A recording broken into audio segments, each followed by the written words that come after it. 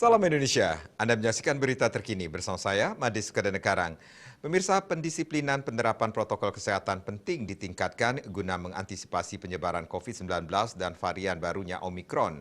Dalam hal ini, Satpol PP Kota Denpasar tetap melakukan mitigasi melalui sosialisasi edukatif prokes serta giat-giat penertiban.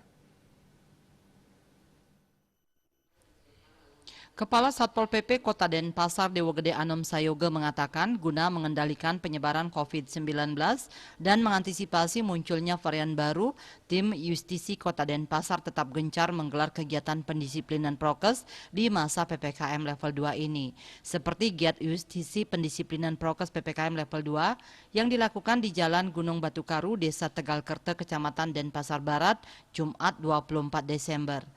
Dalam giat ini, tim Justisi menjaring 37 orang pelanggar dengan rincian, diperingati atau dibina sebanyak 14 orang karena memakai masker tidak benar. Dan sebanyak 23 orang didenda karena tidak membawa atau memakai masker. Dikatakan memang masih saja ada masyarakat yang kurang disiplin menerapkan prokes.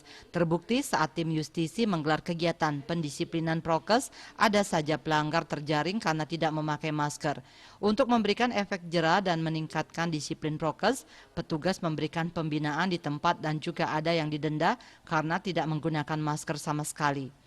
Di samping itu, tim Justisi Denpasar rutin melakukan sosialisasi agar masyarakat tetap disiplin menerapkan prokes sebab pandemi belum berakhir.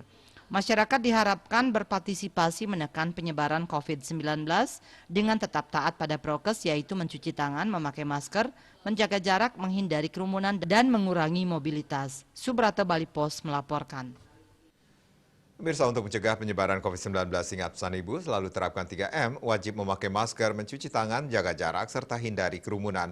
Dengan penerapan perilaku 3M, Indonesia segera terbebas virus corona menuju Indonesia maju.